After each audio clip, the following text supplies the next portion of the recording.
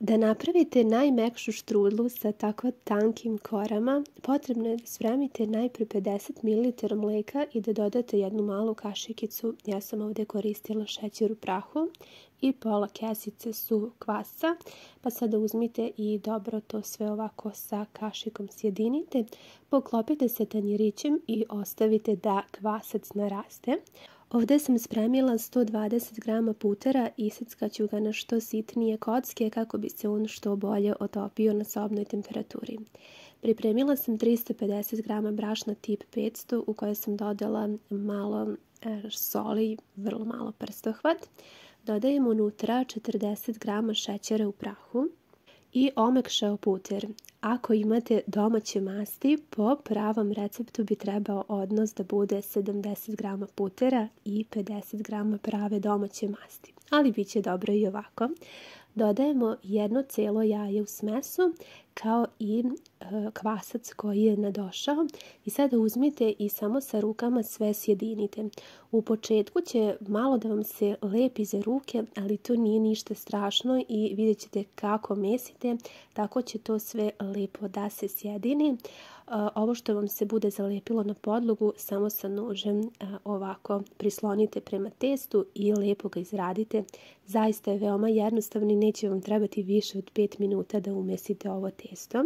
Kada ste ga dobro umesili, malo pobrašnite podlogu i sada uzmite i izradite testo. Sada se više testo ne lepi ni za ruke, ni za podlogu. Samo dobro ovako mesite da upije svo brašno i vidjet ćete na kraju ispašće zaista izuzetno mekano. Ovo je recept za najmekše kore za štrudlu. One se zapravo zovu još i bajgle.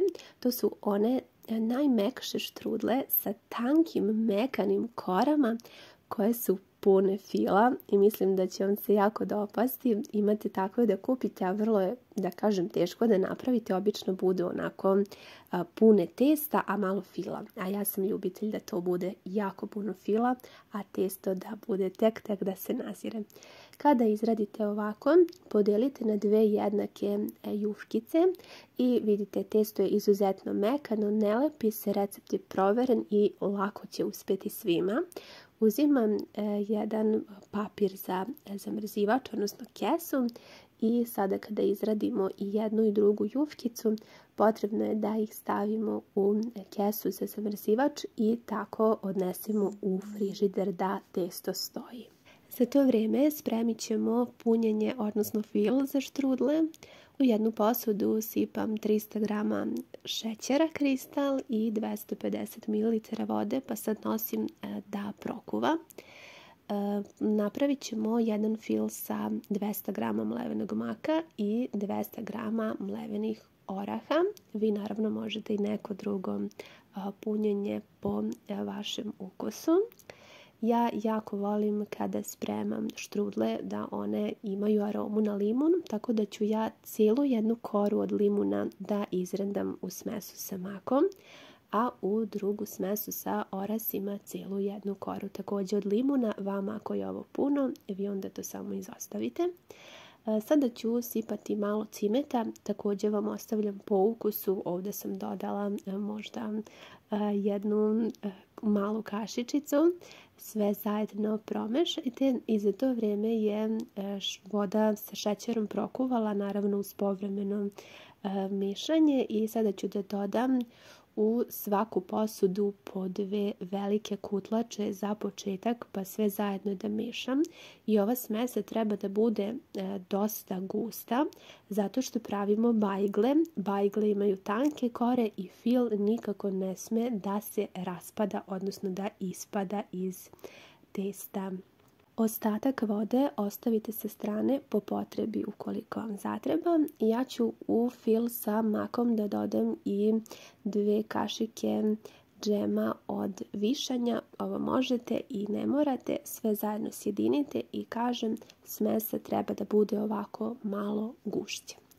Sada ću da dobro izradim i smesu sa orasima. Dodat ću još pola kutlače vode sa šećerom i sve zajedno da pomešam. kažem, smesa je gusta. Možete ovdje da dodate recimo i kašiku džema od kajsije, ja ga nisam ovog puta imala, ali svakako će biti ukusno i mi smo spremili naš fil. Testo je u frižideru stajalo 40 minuta, tamo dok smo spremili naš fil i još malo spremili sudove. Sada sam uzela i vrlo malo sam pobrašnila podlogu i sada uzimamo i razvijamo naše testo. Kao što sam već na početku videa rekla, ovo su u pitanju bajgle. To su štrudle koje su jako sa tankim korama i pune fila. Jako ćete ih lako razviti, ništa se ne lepi, treba da bude ovako jako tanka kora. U tome je njihova posebnost. I sada ćemo da ih isfilujemo. Za razliku od onih drugih štrudli, ovdje možete skoro do kraja da filujete, jer što više fila, to bolje. Svaku stranu ovako dobro zarolajte da ne bi slučajno fil ispao napolje. I sada ćemo da zarolamo našu štrudlu.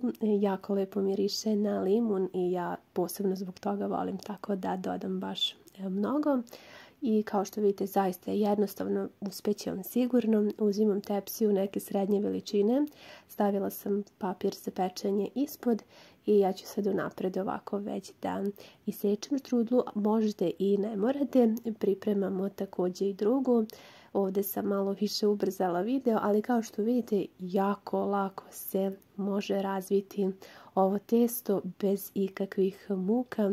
Na kraju dobijete ovako tanke kore koje nikako ne pucaju, izuzetno su mekane i ja vam predlažem da ovaj recept obavezno isprobate ako niste pravili na ovaj način, a imate da kupite ovakve vrste štrudla. Ja ih zaista najviše volim. Nafilovali smo i drugu štrudlu sa orasima i sada ćemo i nju da zarolamo na isti način. Ovo je klasičan fil, a ono što je posebno za bajgle jeste da se one recimo filuju sa kesten pireom, ali ja sam u potrazi u posljednje vrijeme za kesten pireom jer nešto ga u posljednje vrijeme baš i nema u prodavnicama, tako da nisam mogla ovog puta, ali eto vama predlažem ako niste probali, također jako ukusno. Za kraj ćemo samo da uzmemo jedno jaje i dobro da premažemo sa njim odgore. Ovo sad možete i ne morate, ali svakako će one lepo da porumene. Ja ću ovako 2 puta da potrošim svoje jaje, pa sada stavljamo na pečenje. U rirnu koja je jako dobro zagrejana na 180 stepeni, ove štrudle se peku kod mene nekakvih 25 minuta, ali vi pratite, čim ovako lepo porumene, možete odmah da isključite rirnu i da tako ostavite da se malo prohlade. Kada to uradite, malo ih pokrite i onda možete da ih sečete. Ja ih sečem ovako dosta i tople, one bi malo trebale da se prohlade, ali kao što vidite, ništa se ne raspada i pune su fila. Ono što je bitno kod ovog fila jeste da on, kažem, ne bude previše tečan, da vam ne bi ispadao. Tako da ovo je po meni zaista fantastičan recept i ja vam od srca predlažem da isprobate. Ovo je mađarski recept i već sam rekla u videu da se kod njih ovakva vrsta štrudli zove bajgli. Baš upravo iz tog razloga što su ovako tanke kore. Pored toga što su tanke, izuzetno su mekane i ovo je zaista jedan od mojih najlepših recepata, odnosno ovo je također recept moje bake, jako stari.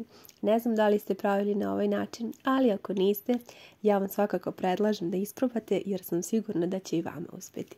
Hvala vam mnogo na gledanju i ljubim vas sve puno!